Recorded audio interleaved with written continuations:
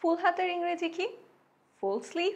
কিন্তু আপনি যদি ব্রিটিশ কোনো শপিং মলে যান সেখানে দেখবেন লেখা লং স্লিভ। ব্রিটিশরা আমেরিকানরা ফুল হাতা বোঝাতে সাধারণত লং স্লিভ ব্যবহার করে। তারপর কারেন্ট চলে গেছে, আমরা বলি কারেন্ট নেই। কারেন্ট নেই এই কথাটা ইংরেজিতে আমরা হয়তো বলবো there is no current, কিন্তু ব্রিটিশ আমেরিকান ওরা সাধারণত ইলেকট্রিসিটি শব্দটা ব্যবহার করে, তাহলে ওরা বলবে there is no electricity. There's no electricity here. তারপর এগুলোকে আমরা বলি টুল, কিন্তু ইংরেজিতে এটার একটা নাম আছে স্টুল।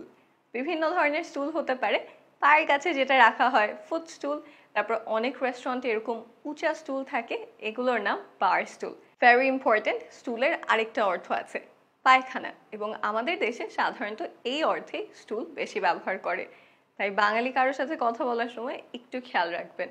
তারপর এটাকে আমরা কি বলি? স্যান্ডেল, স্পঞ্জের স্যান্ডেল। এটার ইংরেজি একটা নাম আছে ফ্লিপ ফ্লপস। সুন্দর না? Flip flops.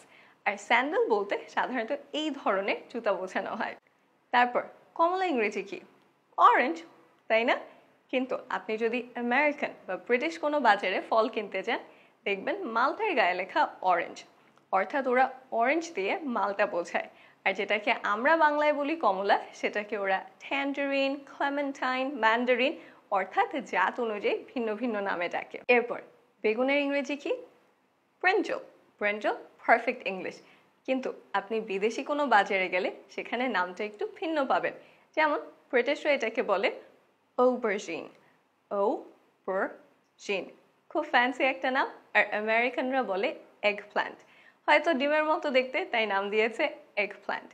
বিদেশি বাজারে গেলে এরকম ভিন্ন নাম আমরা ঢ্যাঁড়সের বেলায় পাবো।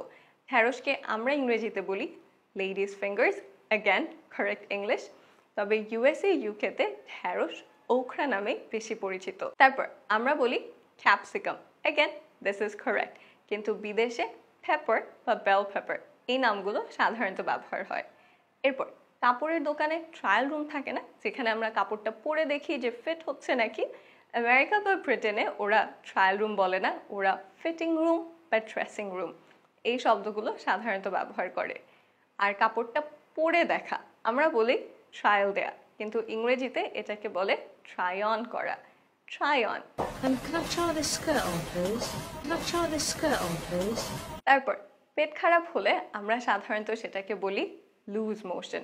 আই হ্যাভ লুজ মোশন এই শব্দটা সাধারণত বাংলাদেশ, ইন্ডিয়া এই সাইডে ব্যবহার হয়, তবে ব্রিটিশ আমেরিকানরা লুজ মোশন না বলে সরাসরি ডায়রিয়ায় ব্যবহার করে। তারপর এটাকে আমরা কি বলি? পাঞ্চ ক্লিপ, কিন্তু ইংরেজিতে এটাকে সাধারণত বলা হয় ক্ল ক্লিপ, ক্ল ক্লিপ বা হেয়ার ক্ল। ক্লিপটা ক্লয়ের মতো দেখতে, তাই হয়তো এই নাম দিয়েছে। তারপর কাপড় নাড়ার ক্লিপ আমরা বলি ক্লিপ, তবে ব্রিটিশরা এটাকে বলে ক্লোজ প্যাগ, আর আমেরিকানরা ক্লোজ পিন, ক্লোজ পিন। এটার নাম কি? কর্ক, কিন্তু ইংরেজিতে এটাকে বলে শাটল কক, শাটল কক। আর কর্ক বলতে সাধারণত এই ধরনের বোতলের মুখা বোঝানো হয়। এটার ইংরেজি কি? নিচে কমেন্ট করে ফেলুন।